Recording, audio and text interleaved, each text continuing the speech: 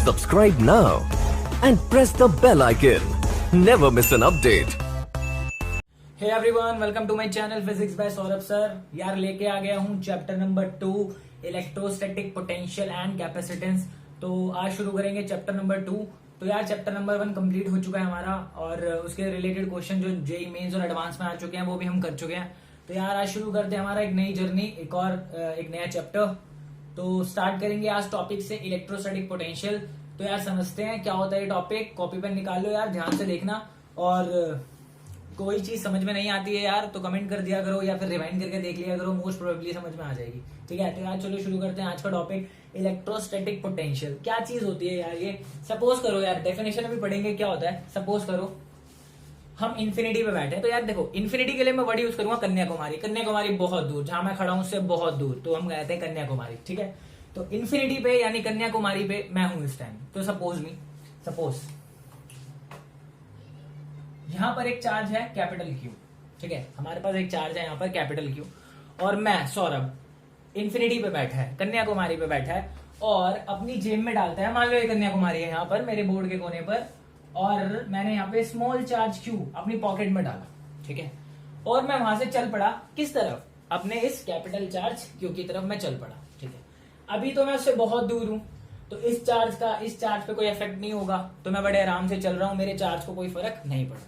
तो मैं इन्फिनिटी से कन्याकुमारी से चलता अब स्ट्रेट लाइन में हूं मैं, स्ट्रेट लाइन पे चलता यहां पहुंच गया। से दिस इज पॉइंट पी। ठीक है, अब जब मैं यहाँ पी पे पहुंचा तो मेरे चार्ज ने मुझे बोला कि मैं अब आगे नहीं बढ़ पा रहा हूं, क्योंकि ये जो चार्ज, जो फील्ड है इस चार्ज की, वो इस चार्ज को रिपेल कर रही है।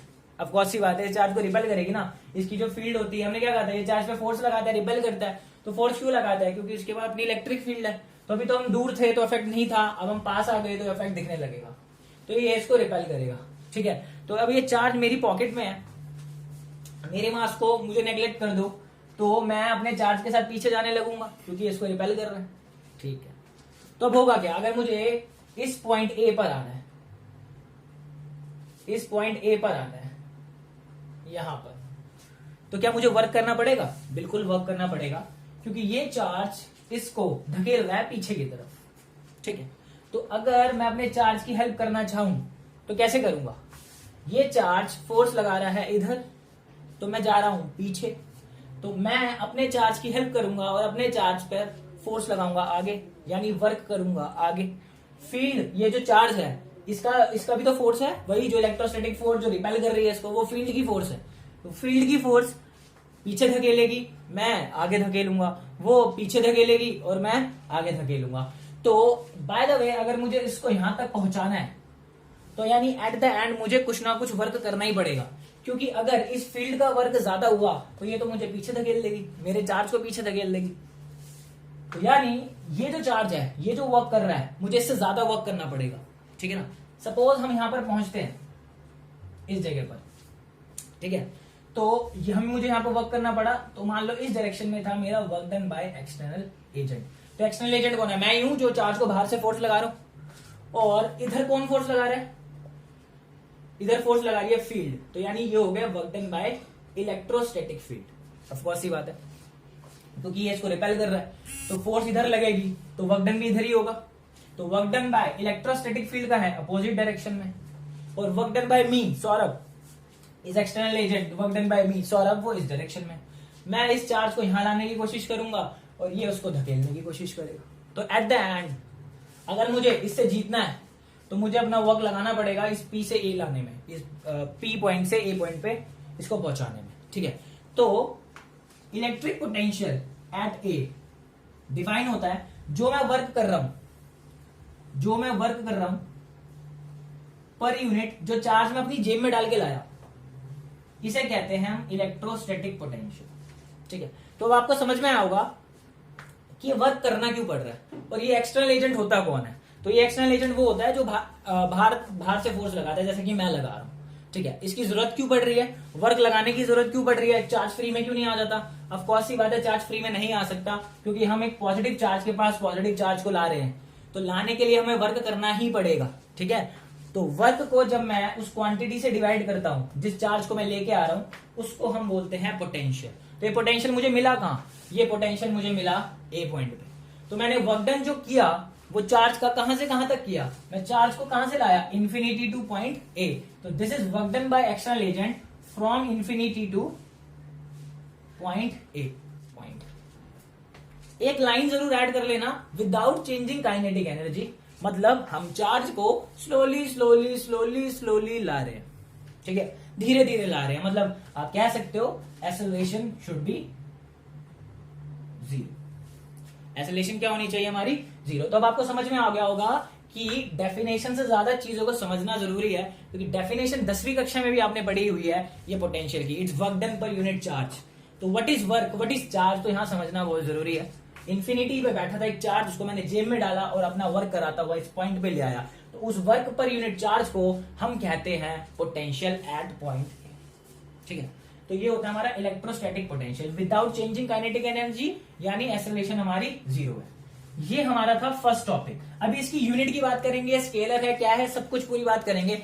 अब एक छुपी हुई कहानी समझ लो यार इसके पीछे। इसी टॉपिक से टॉपिक जुड़ता है पोटेंशियल डिफरेंस। तो यार बहुत जरूरी है और ये बहुत ज्यादा बेसिक है। जहां पर भी वी लिखा होता है ना, बच्चे ज्यादातर सोचते हैं कि वो एक पॉइंट के पोटेंशियल की बात कर रहा है, लेकिन एक्चुअली में वो पोटेंशियल डिफरेंस होता है। कहना क्या चाह रहा हूं मैं ये सोचो। देखो यहां पर जो पोटेंशियल ए है ये एक्चुअली में पोटेंशियल डिफरेंस है। ये कहानी आपको छुपी हुई है जो नजर नहीं आ रही है इक्वेशन की फॉर्म में।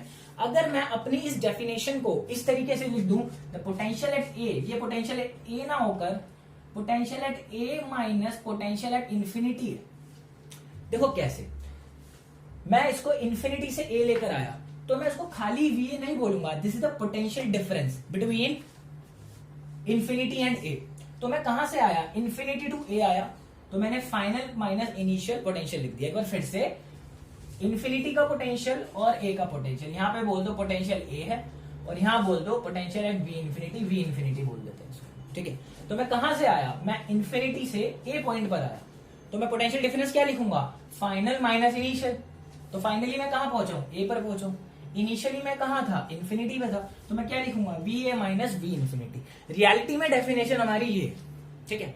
तो फिर इलेक्ट्रोस्टैटिक पोटेंशियल क्यों कह रहे हैं, पोटेंशियल डिफरेंस क्यों नहीं कह रहे इसे इसलिए डिफरेंस नहीं कह रहे क्योंकि इन्फिनिटी में हमारा पोटेंशियल जीरो होता है, जिसकी वजह से ये टर्म ऑटोमेटिकली हट जाती है। तो आपको सिर्फ वी ए मिलता है, और वी ए क्या है? It is the potential at a point. This is the potential at a point. तो आपको एक पॉइंट पर पोटेंशियल मिल गया, ठीक है। ये डिफरेंस नहीं बना, क्यों? समझो, अगर मान लो अगर ए पे पोटेंशियल 10 वोल्ट होता और इन्फिनिटी पे हम जीरो लेट करते हैं, क्यों लेट करते हैं भी बात करेंगे, जीरो लेट करते हैं, तो अगर आप पोटेंशियल डिफरेंस निकालो तो क्या आएगा?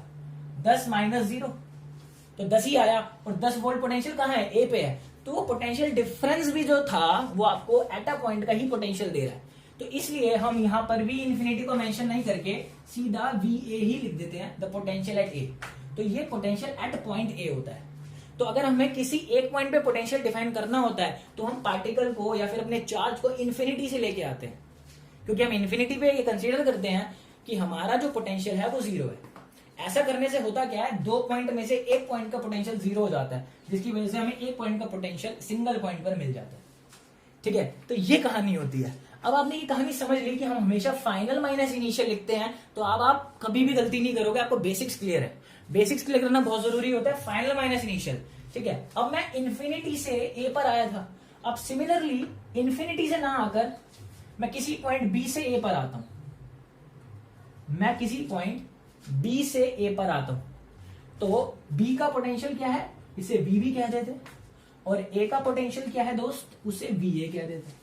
तो अब मुझे कितना वर्क करना पड़ेगा? सौरभ को कितना वर्क करना पड़ेगा? यहां पर चार्ज मेरे पास स्मॉल क्यू है, स्मॉल क्यू चार्ज को यहां से यहां लाने में मुझे कितना वर्क करना पड़ेगा? अगेन डेफिनेशन यही रहेगी, फाइनल माइनस इनिशियल। तो मैं बी से ए आ रहा हूं, बी से ए आ रहा हूं, तो मैं क्या लिखूंगा? ए पे पहुंचा तो फाइनली मैं ए पे पहुंचा तो potential at A minus potential at B equal to work done. Definition तो सेम रहेगी, दिस इज वर्क डन। पहले मैं कहां आ रहा था? इन्फिनिटी टू ए, अब मैं कहां आ रहा हूं? बी टू ए, तो यहां लिखूंगा और चार्ज सेम रहेगा। इन रियलिटी जो फॉर्मूला है पोटेंशियल डिफरेंस का वो ये होता है, वो अप्लाई यहां पर भी हो रहा है क्योंकि इन्फिनिटी पे जीरो होने की वजह से वो गायब हो चुका है। ठीक है, तो आपको पोटेंशियल ना याद रखकर आपको पोटेंशियल डिफरेंस हमेशा याद रखना है, क्योंकि ये आपके ज्यादा काम आने वाला है, जो आपके बेसिक्स में काम करेगा। ठीक है, और क्वेश्चंस में भी काम करेगा। तब आपको ध्यान में आएगा क्वेश्चंस करते टाइम कि हमें पोटेंशियल ना लेकर पोटेंशियल डिफरेंस पे फोकस करना है। बेशक दूसरे पॉइंट का पोटेंशियल जीरो हो, लेकिन आपको कॉन्सेप्ट तो याद रहेगा कि डिफरेंस लेना है मुझे, पोटेंशियल एट अ पॉइंट नहीं लेना। बेशक वो जीरो हो के वो उसी पॉइंट का मिल जाए, बट इट डजंट मैटर। लेकिन हमें ध्यान किस पे देना है? पोटेंशियल डिफरेंस पे ध्यान देना। तो VA minus VB is equals to work done per unit charge. दोनों डेफिनेशन सेम ही है, बट डिफरेंस लेना है आपको। ठीक है, तो अगर सिंगल पॉइंट पे पोटेंशियल चाहिए तो इन्फिनिटी टू है, अगर आपको पोटेंशियल डिफरेंस चाहिए तो B2 है। लिखने का तरीका क्या है? Final minus initial equal to work done per unit charge. और ये चार्ज वो चार्ज है जो आप अपनी पॉकेट में डालकर लेके आ रहे हो। ये वो चार्ज नहीं है जिसकी वजह से ये यहां पर इलेक्ट्रिक फील्ड हो रखी है, जिसकी वजह से पोटेंशियल आ रहा है। ये वो चार्ज नहीं है, ये चार्ज नहीं है, ये वो चार्ज है जो आप इन्फिनिटी से या किसी एक पॉइंट से ट्रेवल करवा रहे हो। ध्यान रखना, कई बार इसमें भी कंफ्यूजन हो जाती है कि चार्ज लेना कौन सा है। चार्ज वो लेना है जिसको आप मूव करवा रहे हो, जो रेस्ट पे है वो नहीं। ठीक है, तो ये कहानी आपको समझ में आ गई। चलो अब बात कर लेते हैं इस क्वांटिटी के बारे में। इस डेफिनेशन को रब कर देते हैं फॉर्मूले को। तो यार देखो, ये एक स्केलर क्वांटिटी है। It is a scalar, potential is a scalar quantity. और स्केलर क्वांटिटी है तो प्लस भी हो सकती है, माइनस भी हो सकती है और जीरो भी हो सकती है। ठीक है, कुछ भी हो सकती है। तो plus minus zero scalar quantity है। यूनिट की बात कर लेते हैं। तो देखो, यूनिट में बेसिक फॉर्मूला क्या है? Potential is equals to work done per unit charge ना। तो वर्क डन की जो यूनिट होती है वो होती है जूल, या पढ़ चुके हो। और इसकी होती है चार्ज की कूलम। तो जूल पर कूलम को हम क्या कहते हैं? It's volt, represented by letter V। तो यूनिट देख ली आपने, जूल पर कूलम भी होती है, वोल्ट भी होती है। ठीक है, एक यूनिट और भी हो सकती है हमारे पास। देखो, वर्क डन का फॉर्मूला क्या होता है? फोर्स इंटू डिस्प्लेसमेंट अपॉन में चार्ज। तो फोर्स का यूनिट होता है न्यूटन, डिस्प्लेसमेंट का मीटर पर कूलम। तो देखो, ये भी हमारी वोल्टेज की ही, जो पोटेंशियल डिफरेंस की ही हमारी यूनिट है। तो ध्यान रखना, अभी एक क्वेश्चन कराऊंगा, उसमें 4 ऑप्शन देके पूछता है कि कौन सी जो यूनिट है हमारी वोल्टेज, ये पोटेंशियल डिफरेंस की नहीं है, पोटेंशियल की नहीं है। ठीक है, तो याद रखना, तीनों यूनिट को हम एक से दूसरे को ड्राइव कर सकते हैं। जूल पर कूलम भी आ सकता है, वोल्ट भी आ सकता है, न्यूटन मीटर पर कूलम भी आ सकता है। ठीक है, तो स्केलर क्वांटिटी होती है और इसकी यूनिट भी हमने देख ली। अब हम बात कर लेते हैं इसकी डायमेंशन की। तो डायमेंशन क्या होता है इसका? तो डायमेंशन के लिए हम देखेंगे फिर से हमारा बेसिक फॉर्मूला, इट्स W/Q। तो एक बात बताओ, W दिस इज वर्क ना, तो वर्क का डायमेंशन होता है ml/t-2। और जो चार्ज होता है, चार्ज हम लिखते हैं करंट इंटू टाइम। तो करंट का डायमेंशन A और टाइम का T। तो हमारा आ जाएगा ml/2t-3a-1। दिस इज द, ये हमारा डायमेंशन है पोटेंशियल का। और पोटेंशियल डिफरेंस का भी पूछेगा तो भी वही आएगा। पोटेंशियल से पोटेंशियल माइनस होके पोटेंशियल ही देगा, तो आपको सेम ही यूनिट और सेम ही पोटेंशियल, आपको डायमेंशन मिलने वाला है। ठीक है, तो ये हमने करी छोटी मोटी बातें। सो प्लीज मैं आपको बार बार बोल रहा हूँ, potential difference equal to work done per unit charge होता है। अगर एट किसी पॉइंट पे डिफाइन करना है तो B को जीरो करना पड़ेगा, और B जीरो तभी होगा जब हम इन्फिनिटी जाएंगे, जो मैंने अभी इधर बताया था। ठीक है, तो आपको समझ आ गया होगा। चलो, तो यानी ये बहुत इंपॉर्टेंट फॉर्मूला है कि जो वर्क डन है वो चार्ज इधर मल्टीप्लाई हो जाएगा। तो वर्क डन का फॉर्मूला क्या बन जाएगा? Work done from B to A is equals to Q into VA minus VB। तो यानी वर्क डन किस पे डिपेंड कर रहा है? पोटेंशियल डिफरेंस पे। अगर पोटेंशियल डिफरेंस होगा तो देखो तभी वर्क होगा। अगर पोटेंशियल डिफरेंस नहीं है, मान लो ये 10 वोल्ट है और ये भी 10 वोल्ट है, तो आप 10 वोल्ट से 10 वोल्ट में चार्ज को मूव करवाओगे तो पोटेंशियल डिफरेंस कितना है? 10 में से 10 गया, 0। ठीक है, अगर आप पोटेंशियल डिफरेंस याद ना करते और आप सिर्फ एक पोटेंशियल याद रखते तो आप पोटेंशियल की जगह क्या डालते? 10 डालते, आंसर गलत आता। तभी मैंने बोला पोटेंशियल डिफरेंस पे फोकस करो, पोटेंशियल डिफरेंस लेना है। तो पोटेंशियल डिफरेंस डालने से क्या होगा? 10 - 10 0, तो वर्क डन वुड बी 0। ठीक है, तो वर्क डन हमारा 0 आ गया। ठीक है, तो अभी इसके क्वेश्चंस करेंगे और अंडरस्टैंडिंग होगी। तो ये फॉर्मूला बहुत ज्यादा इंपॉर्टेंट है। The work done is charge into not potential, it's potential difference. Hope करता हूं क्लियर हो गया होगा ये वाला टॉपिक। प्लीज इसकी यूनिट्स पे फोकस करें, एमसीक्यू में पूछ सकता है। इसके डायमेंशन पे फोकस करें, एमसीक्यू में पूछ सकता है। ठीक है, तो होप करता हूं क्लियर हो गया होगा। चलो यार, अब हम थोड़ा सा आगे चलते हैं। तो यार अब देखो, अब हमने टॉपिक समझ लिया, हमें सब कुछ समझ में आ चुका है कैसे काम कर रहा है। अब हमें ना 2 गोल्डन कीवर्ड्स याद रखने हैं। 2 गोल्डन कीवर्ड्स हैं जो अपने कॉपी पे नोट कर लेना। गोल्डन कीवर्ड 1, देखो जैसा मैंने अभी बताया था कि हमारे पास एक चार्ज यहां पर पड़ा हुआ था, हमें ए पॉइंट पर हमने उसका पोटेंशियल डिफाइन किया, हम यहां तक पहुंच गए थे। जब हम यहां पर पहुंचे थे तो जो सौरभ है यानी मैं अपने चार्ज की हेल्प कर रहा था, इधर वर्क कर रहा था। This is work done by external agent, ये एक्सटर्नल एजेंट मैं ही हूं, सौरभ जी, ठीक है। और ये जो चार्ज है ये अपने इलेक्ट्रोस्टैटिक फील्ड इधर लगा रहा था, यानी वर्क डन बाय फील्ड, इसे बोल लिख देते हैं इसको, work done by electrostatic field, ठीक है। तो अगर आप ध्यान से देखोगे एक्सटर्नल एजेंट का जो वर्क है वो इस डायरेक्शन में, और जो इलेक्ट्रिक फील्ड जो है, इलेक्ट्रोस्टैटिक फोर्स का जो वर्क डन है, वर्क डन कौन करता है, फोर्स ही करता है ना वर्क डन। तो मैं फोर्स लगा रहा था तो इधर वर्क हो रहा था, जो ये फोर्स लगा रही थी उसका वर्क डन इधर हो रहा था, ठीक है। तो अगर आप ध्यान से देखोगे दोनों की डायरेक्शन अपोजिट है, यानी अगर मेरा जो वर्क है वो चार्ज को इन्फिनिटी टू ए पे ला रहा है, लेकिन इसका जो वर्क है वो उसको ए टू इन्फिनिटी ले जा रहा है। तो ध्यान रखना, जो हमने पोटेंशियल एट पॉइंट ए लिखा था, this is work done by external agent in infinity to A by charge, वो इक्वल टू में minus of work done by electric field by charge होता है। देखो दोनों की अपोजिट डायरेक्शन है, तो ध्यान रखना डेफिनेशन में 1 मार्क्स में आ जाता है। और ये यहीं पे लागू नहीं होता, जो एक्सटर्नल एजेंट का वर्क होता है वो हमेशा equal to minus time of field होता है। ये आपने ग्रेविटी में भी देखा है। कैसे? सपोज ये हमारा सरफेस है और मैं इस सरफेस से एक मास उठाता हूं h हाइट तक, ठीक है। तो mgh होती है पोटेंशियल एनर्जी, हम जानते हैं। तो सोचो मैं फोर्स कहां लगाऊंगा इसको उठाने के लिए, ऊपर, तो this is force by external agent, ठीक है। और डिस्प्लेसमेंट भी कहां हो रही है, ऊपर, तो डिस्प्लेसमेंट भी ऊपर हो रही है।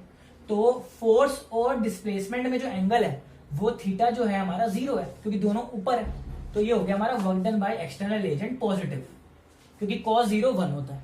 लेकिन सिमिलरली इसी सिचुएशन में मैं देखूं तो डिस्प्लेसमेंट, क्योंकि मैं खींच रहा हूं तो डिस्प्लेसमेंट तो अभी भी ऊपर हो रही है, लेकिन अगर मैं पूछूं फील्ड कितना वर्क करेगी, यानी ग्रेविटी कितना वर्क करेगी, तो ग्रेविटी फोर्स कहां लगाती है, नीचे को लगाती है।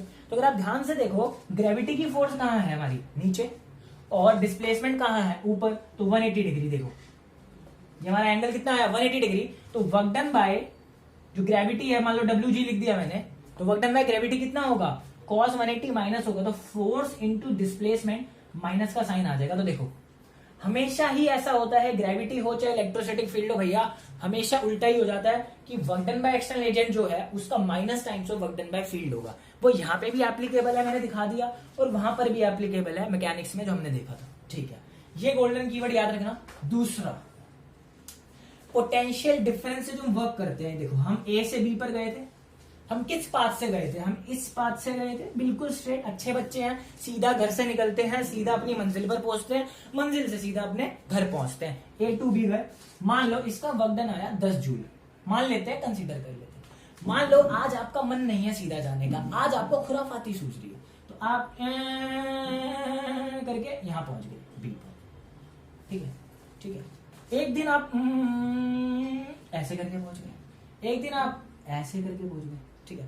तो ये जो 3 पाथ मैंने लिए हैं 1 2 3, तो इन तीनों पाथ का भी जब मैं वर्क डन निकालूंगा तो आपका जो वर्क आएगा वो 10 जूल ही आएगा, ठीक है। तो इससे आपने क्या सीखा, भैया फर्क नहीं पड़ रहा आप कितनी दुनिया घूमकर अपने घर पहुंच रहे हो, बस देखना यह है कि क्या इनिशियल पॉइंट और फाइनल पॉइंट सेम है या नहीं। अगर इनिशियल और फाइनल पॉइंट सेम है, रास्ते पे डिपेंड करेगा ही नहीं, सीधा फाइनल और इनिशियल पॉइंट देखना है, तो वर्क डन हमारा सेम रहेगा, चाहे दुनिया घूम के मैं पहुंच जाऊं। लेकिन हाँ, इनिशियल फाइनल पॉइंट सेम होना चाहिए, वो चेंज हुआ तो वर्क डन चेंज होगा। लेकिन अगर ये सेम है, रास्ता कुछ भी हो, फर्क पड़ने वाला नहीं है, ध्यान रखना भैया, ठीक है। तो वर्क डन हमारा सेम रहेगा, ये गोल्डन पॉइंट है, इसको आप प्लीज याद रखना। अब ऐसा क्यों है, क्योंकि देखो ये जो वर्क कर रहे हैं हम, ये किसकी फोर्स में कर रहे हैं, इलेक्ट्रोस्टैटिक फोर्स में कर रहे हैं, क्योंकि चार्ज रखा हुआ है ना वहां पर हमारा, तो ये इलेक्ट्रोस्टैटिक फोर्स है, और इलेक्ट्रोस्टैटिक फोर्स कंजर्वेटिव होती है। इलेक्ट्रोस्टैटिक फोर्सेस कंजर्वेटिव होती हैं। कंजर्वेटिव का मतलब ये है कि पाथ पे डिपेंड नहीं करती, पाथ इंडिपेंडेंट होती है, तो सिर्फ इनिशियल और फाइनल पॉइंट पे ही डिपेंड करती हैं, ठीक है ना। तो पाथ पे डिपेंड नहीं करती, पाथ इंडिपेंडेंट होती है, ठीक है ना। इलेक्ट्रोस्टैटिक फोर्सेस के बीच में जो हम काम कर रहे हैं, वो इलेक्ट्रोस्टैटिक फोर्स हमारी कंजर्वेटिव होती है, ठीक है ना। तो हमने कंजर्वेटिव के बारे में 11th क्लास में पढ़ा हुआ है। तो अगर आपसे कोई रीजन पूछता है कि ऐसा क्यों हो रहा है तो आप बोल सकते हो कि जो वर्क डन हो रहा है कंजर्वेटिव फील्ड के अंदर हो रहा है, और जो कंजर्वेटिव फील्ड्स होती हैं इलेक्ट्रोस्टैटिक फील्ड्स होती हैं, इलेक्ट्रोस्टैटिक फील्ड कंजर्वेटिव होती हैं। होप करता हूं ये 2 गोल्डन कीवर्ड्स आपके काम आएंगे, बिल्कुल काम आएंगे। जब हम सवाल करेंगे तो आपका इसका कंसेप्ट देखने को मिलेगा। तो 2 बहुत इंपॉर्टेंट पॉइंट है, ठीक है, तो इसको फटाफट नोट करो। अब हम चलते हैं कॉन्सेप्ट्स के बाद अपने सवालों की ओर। नंबर 1 है एक पॉइंट पर पोटेंशियल डिफरेंस दे रखा है, पोटेंशियल एट ए, एक पॉइंट पर पोटेंशियल डिफरेंस दे रखा है 3 × 10⁵ वोल्ट। कहता है आप इंफिनिटी से इस पॉइंट पर एक चार्ज लेके आ रहे हो जिसकी वैल्यू है Q × 2 × 10⁻⁻⁶। तो कह रहे हैं आपको कितना वर्क करना पड़ेगा। पहले एक बात बताओ, वर्क करना पड़ेगा भी नहीं करना पड़ेगा।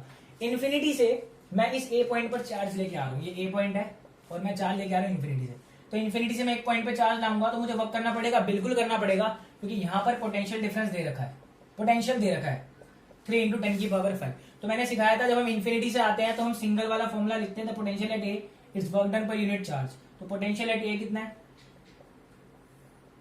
And work done is find करना है एंड चार्ज इज 2 × 10⁻⁻⁶। इसको इससे मल्टीप्लाई कर दो, 3 × 6 × 10⁻⁻⁻1, तो दिस इज 0.6 जूल्स। तो मुझे कितना वर्क करना पड़ेगा, 0.6 जूल वर्क करना पड़ेगा। कैलकुलेशन यार अपने आप देख लेना, गलती हो सकती है, कॉन्सेप्ट पे फोकस करो, ठीक है, गलती होकर नहीं। सेकंड क्वेश्चन जो है हमारा क्वेश्चन, ठीक है, इस क्वेश्चन में कह रहा है कि हमारे पास एक चार्ज है जिसकी वैल्यू 4 कूलम है, ठीक है, 4 कूलम है। मैंने उसको पॉकेट में डाला और उस पॉकेट में डालने के बाद मैं उसको ए से बी पॉइंट पर लेके गया, मैं उसको ए से बी पॉइंट पर लेके गया अपनी पॉकेट में डालकर, ठीक है। उसने बोला आपको ए का पोटेंशियल दे रखा है, it is -10 volt. What is the potential of B, what is the potential of B, ठीक है। एक बार फिर से समझ लो क्वेश्चन, और इसको जो वर्क लगा मुझे करने में वो लगा 100 जूल। एक बार फिर से, मैंने एक पॉकेट में चार्ज लिया, 4 कूलम चार्ज लिया अपनी पॉकेट में और उसको ए पॉइंट से बी पॉइंट पर लेके गया। तो ऑफकोर्स सी बात है, जब मैं उसको ए पॉइंट से बी पॉइंट में लेके जाऊंगा तो मुझे वर्क करना पड़ेगा। तो वर्क दे रखा है 100 जूल। तो हमसे पूछ रहा है पोटेंशियल एट बी कितना होगा। तो एक बात बताओ, मैं कहां से कहां गया, ए टू बी गया, तो अभी हमने फॉर्मूला लिखना सीखा था, क्या लिखूंगा, VB माइनस VA, यही होता है ना, final minus initial is equal to work done by charge. समझ आई बात। तो VB कितना है भाई साहब, हमें नहीं पता। ए कितना है -10, तो minus minus +10, work done is 100, charge is, तो दिस इज 25। तो what is V, 25 - 10, V is 15 volt. तो V हमारा 15 वोल्ट आ गया, यानी इस जगह पर पोटेंशियल कितना होगा, 15 वोल्ट होगा। तो यार अब हम करने जा रहे हैं बहुत ही इंपॉर्टेंट डेरिवेशन, छोटी सी डेरिवेशन है, मतलब है क्या, अभी हमने कहा था ना ये चार्ज क्यू पर है, इसके R डिस्टेंस पर, इस चार्ज क्यू से R डिस्टेंस पर, ये पॉइंट ए पर हमारा जो पोटेंशियल ए है वो कितना होगा। तो इसकी डेरिवेशन करने वाले हैं कि इस पॉइंट पर पोटेंशियल कितना होगा। हमने ऐसी इलेक्ट्रिक फील्ड डिफाइन की थी, वो क्या होती थी, KQ/R², है ना। फोर्स होता है, अगर मैं यहाँ चार्ज रख दूं तो फोर्स क्या होगा, KQ1 Q2/R², ठीक है। ऐसी कुछ ना कुछ पोटेंशियल भी होता होगा, जैसे इलेक्ट्रिक फील्ड है KQ/R², R² के इनवर्सली प्रोपोर्शनल वेरी कर रही है, तो ऐसी पोटेंशियल भी कुछ ना कुछ होता होगा। तो अब उसी का फॉर्मूला हम ड्राइव करने वाले हैं। चलो क्या कर रहे हैं हम, पोटेंशियल एट ए निकालेंगे। अगेन वही कंसिडर करते हैं, हम कन्याकुमारी से, इन्फिनिटी से एक चार्ज लेके आ रहे हैं। तो मैं अपनी पॉकेट में चार्ज डालता हूँ और ये लेता हुआ आया, यहां तक आया और मैं यहां आ गया। अब जब मैं यहां पहुंचूंगा तो अब ये मुझे रिपेल करेगा, ठीक है ना। तो जो फोर्स है, तो मतलब जो वर्क है फील्ड का, वो किस तरफ होगा, क्योंकि मुझे पीछे धकेलेगा, तो work done due to field किधर होगा, इधर। तो इसे मैं EL लिख रहा था तो EL ही लिख लेते हैं। और मैं कहां वर्क करूंगा, ऑफ कोर्स सी बात है, इधर। The work done bye Saurabh या एक्सटर्नल एजेंट, बहुत बढ़िया। तो अब डिस्टेंस देख लेते हैं, ये R है और इसको, इस पॉइंट का जो B का डिस्टेंस है मैंने ले लिया X ले लिया, ठीक है। चलो एक स्मॉल वर्क डन डिफाइन करते हैं, ठीक है। तो स्मॉल वर्क डन DW क्या होगा, अब देखो वर्क डन क्या होता है, तो फोर्स इनटू डिस्प्लेसमेंट। तो एक छोटी सी डिस्प्लेसमेंट मैंने, या फिर dx ले लेते हैं, dx मैंने डिफाइन कर दिया। dx कहां है, इधर, ये एक छोटी सी डिस्प्लेसमेंट है, ठीक है। अब ये जो फोर्स है, ये कौन सी फोर्स ले रहा हूं मैं, यहाँ पे 2 फोर्स है, एक तो एक्सटर्नल एजेंट वाली जो मैं लगा रहा हूं और एक वो फोर्स है जो इलेक्ट्रिक फील्ड लगा रही है। तो ये कौन सी फोर्स है, मैं कंसीडर कर रहा हूं ये इलेक्ट्रिक फील्ड वाली फोर्स है, क्योंकि वर्क डन कब होता है, जब फोर्स लगती है। तो फोर्स कौन सी है, ये इलेक्ट्रिक फील्ड वाली फोर्स है। तो इलेक्ट्रिक फील्ड फोर्स कहां लगा रही है, इधर, और मैं कहां लगा रहा हूं, इधर। तो एक बात देखो, इलेक्ट्रिक फील्ड कहां फोर्स लगा रही है, इधर। डिस्प्लेसमेंट कहां हो रही है, देखो इधर। तो एंगल कितना बन रहा है, 180 डिग्री। बहुत बढ़िया, ठीक है ना। देखो इलेक्ट्रिक फील्ड फोर्स कहां लगा रही है, इधर। मैं डिस्प्लेसमेंट कहां करवा रहा हूं, इधर। एंगल कितना है, 180। यहां पे लिख दूं dw इक्वल टू, ये कॉस डॉट हटा के cos 180, तो ये हो जाएगा माइनस एफ डी एक्स।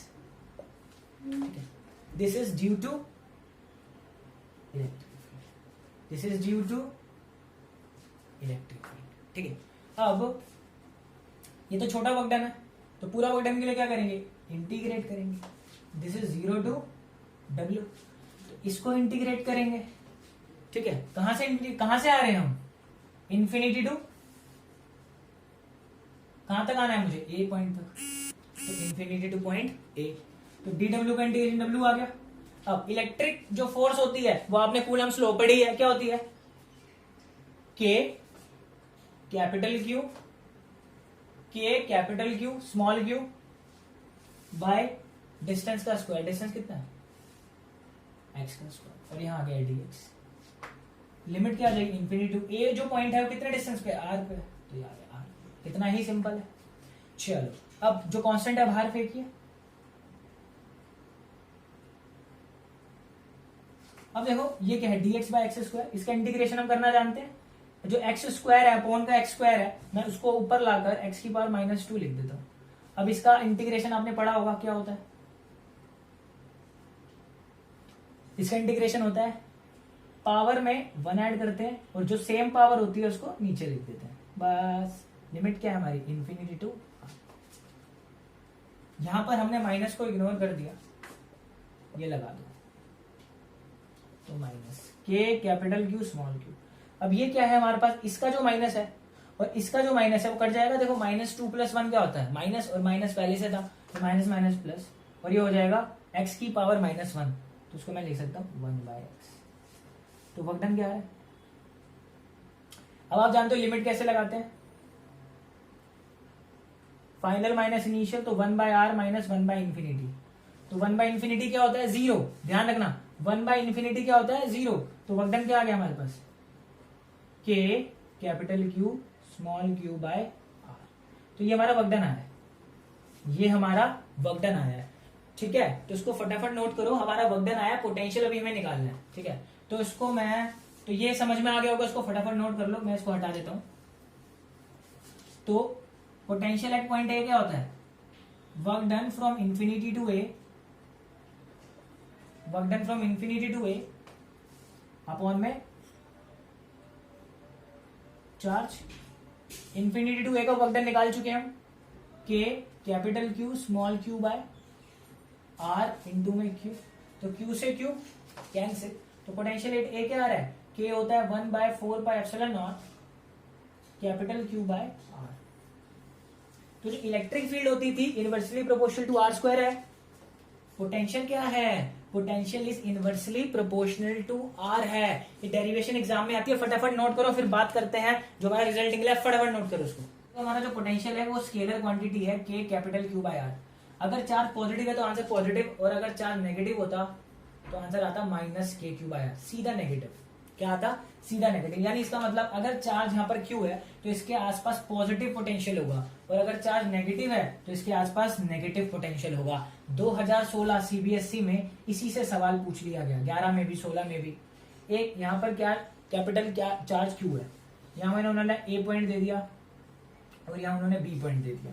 क्या पूछ रहा है, what is the value of VA minus VB। Value नहीं पूछ रहा है, पूछ रहा है नेचर कैसा होगा, पॉजिटिव नेगेटिव या जीरो। तो ध्यान से देखो, यहां पर ये चार्ज पॉजिटिव है और हमारा जो पोटेंशियल है वो r डिस्टेंस से वेरी करता है, तो यानी यहां पर जो पोटेंशियल एट ए होगा वो greater than potential at B होगा, क्योंकि ये पोटेंशियल पीछे है, डिस्टेंस के साथ पोटेंशियल डिक्रीज हो रहा है, तो VA is greater than VB। अगर और एक क्यू चार्ज पॉजिटिव है तो VA पॉजिटिव है और VB भी पॉजिटिव है। ठीक है ना, तो अगर आप किसी बड़ी टर्म में से छोटी टर्म माइनस करोगे तो आपको पॉजिटिव ही मिलेगा। तो इसका मतलब ये आंसर आपको क्या देने की कोशिश करेगा, पॉजिटिव देने की कोशिश। अगर ये चार्ज नेगेटिव होता तो ऑफ कोर्स 100% आपको VA माइनस VB क्या मिलता, नेगेटिव मिलता। ठीक है ना, ये तो मैंने चलो ओरली बताया, अगर आपको मैथमेटिकली शो करना है तो आप कर सकते हो। सपोज करो ये डिस्टेंस RA है और इसका B से डिस्टेंस RB है, तो पोटेंशियल एट ए कितना होगा 1/4πε0 Q/R1 और पोटेंशियल एट बी कितना होगा 1/4πε0 Q/RB।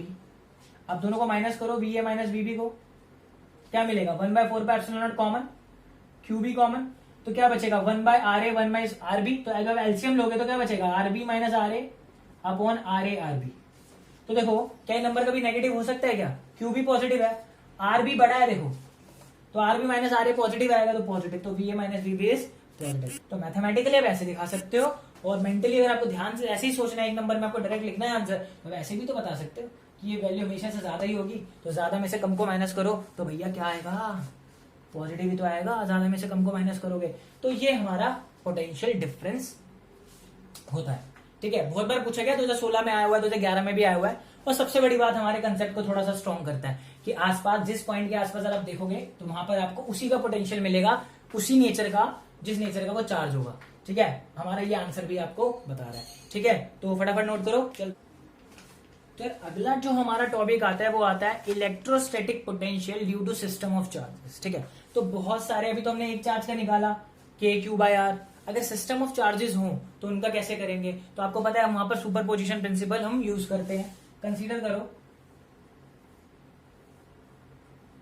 ठीक है, यहाँ charge Q1 Q2 Q3 Q4 और ये पॉइंट P है, तो ये ओरिजिन से R1 R2 R3 और R4, मतलब पॉइंट से R1 R2 R3 R4 की दूरी पर अगर मैं बोलूं सब चार्जेस की वजह से P पर पोटेंशियल निकालना है, तो आप कहोगे सुपरपोजिशन प्रिंसिपल क्या होता है, सबका इंडिविजुअल निकाल के हम ऐड कर देते हैं। अगर वो क्वांटिटी वेक्टर होती है तो हम वेक्टर सम बोलते हैं, क्वांटिटी स्केलर होती है तो स्केलर सम बोलते हैं। तो आप जानते हो कि पोटेंशियल हमारा स्केलर है तो हम स्केलर सम करेंगे। तो पोटेंशियल एट P निकालेंगे ड्यू टू 1, क्या होगा KQ1/R1, potential at P due to 2 KQ2/P due to 3 KQ3/R3 and the potential at P due to 4 KQ4/R4।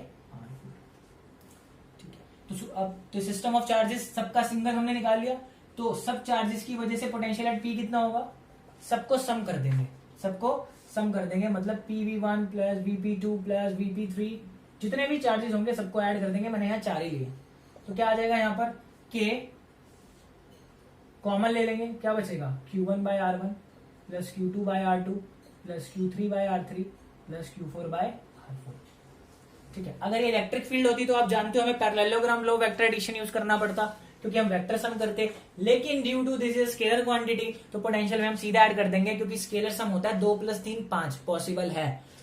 तो ये होता है पोटेंशियल एट पॉइंट P। तो सिस्टम ऑफ चार्जेस दिए हो तो घबराने की जरूरत नहीं है, सबका इंडिविजुअल निकाल दो और सबको ऐड कर दो तो आपका आंसर बड़े आराम से निकल जाएगा। तो इसमें घबराने वाली बात नहीं होती। मेन होता है वहां इलेक्ट्रिक फील्ड और फोर्सेज में जहां पे हमें डायग्राम्स बना के सॉल्व करना पड़ता है और पैरेललोग्राम लो लगाना पड़ता है, लेकिन यहाँ पर हमें कुछ देखने की जरूरत नहीं है और सीधा सबका निकाल के हम सीधा ऐड कर सकते हैं। So this is due to the system of charges. ठीक है, तो ऐसे ही एक सिंपल सा क्वेश्चन कर लेते हैं, आपको इससे थोड़ा आइडिया मिल जाएगा। हमारे पास 2 चार्जेस हैं 4 माइक्रोकूलम और एक दूसरा चार्ज है -2 माइक्रोकूलम। ये 1 मीटर की दूरी पर रखे हुए हैं। कह रहा है इनके बीच में ऐसा पॉइंट निकालो जहां पर इन दोनों का जो रिजल्टेंट पोटेंशियल है, ठीक है ना, वो 0 हो जाए। ठीक है, तो कंसीडर कर लो, एक पॉइंट कंसीडर कर लो। मैंने इससे x डिस्टेंस पे एक पॉइंट कंसीडर कर लिया, तो अगर ये 1 - x हो। तो पोटेंशियल एट P, तो मैंने क्या सिखाया था, पोटेंशियल एट ये 1 ले लो और ये 2। तो potential at P due to 1 क्या होगा, K 4 × 10⁻⁻6 अपॉन डिस्टेंस कितना है x। Potential at P due to 2, तो potential at P due to 2 फिर से फॉर्मूला लगा दो KQ/R, तो K कितना है K और ये -2 × 10⁻⁻6/1 - x। अब वो क्या बोल रहा है, द पोटेंशियल एट P क्या होता है, the potential at P due to 1, the potential at P due to 2। अब उसने बोला है P पे पोटेंशियल क्या हो गया हमारा 0, तो ये पोटेंशियल कितना हो जाएगा 0। तो इधर आके ये माइनस इधर आके प्लस हो जाएगा, देखो ये माइनस है ना, यहाँ पुट करूंगा इधर आके माइनस प्लस हो जाएगा, तो 2K × 10⁻⁻6 upon 1 - x and 4K × 10⁻⁻6 upon x। तो देखो K से K कैंसिल, 10⁻⁻6 10⁻⁻6, 2 1 = 2, 2 2 = 4, तो क्रॉस मल्टीप्लाई करेंगे तो x = 2 - 2x। तो उसको आगे ऐड करो, तो 3x इक्वल टू 2, तो x इक्वल टू 2/3। तो x कितना आ रहा है हमारा 2/3, तो यानी ये 2/3 है और ये 1 माइनस, तो ये 1/3 है, तो यानी 4 माइक्रो कूलम चार्ज से 2/3 मीटर की दूरी पर हमारा पोटेंशियल 0 हो जाएगा। ठीक है, तो यार देखो ये कितना सिंपल सवाल है। ऐसे आपसे क्वेश्चन वो पूछ सकता है 1 नंबर में या 2 नंबर में। ठीक है, और मैंने आपको वो क्वेश्चन बता दिया है जिसमें VA माइनस VB पॉजिटिव होता है, अभी पीछे बताया जो, वो 2016 में पूछा हुआ है बार बार। ठीक है, अब आप होमवर्क ले लो, ऐसा ही क्वेश्चन ले लो। आपको 2 चार्ज दिए हैं 5 × 10⁻⁻8 और दूसरा चार्ज दिया है -3 × 10⁻⁻8। डिस्टेंस है इनका 16 सेंटीमीटर। वो पूछ रहा है इनके बीच में किस डिस्टेंस पर पोटेंशियल 0 होगा। जैसे ये सवाल किया है वैसे ये सवाल करो यार, और जरूर हर बच्चे को कर ये कमेंट बॉक्स में मुझे इसका आंसर जरूर बताना है, मैं वेट करूंगा। ठीक है, तो ये क्वेश्चन आप कर लेना। ठीक है, तो यार देखो आज के टॉपिक के लिए मैंने जितने भी क्वेश्चन थे निकालने की कोशिश करी है जो एग्जाम्स में पूछे गए हैं। अगर मुझे और कोई क्वेश्चंस मिलते हैं तो मैं आपके लिए ले आऊंगा और नेक्स्ट वीडियो में साथ के साथ करवा दूंगा। ठीक है, तो टॉपिक के साथ साथ क्वेश्चंस करना बहुत जरूरी है, तो और बेटर अंडरस्टैंडिंग बनती है।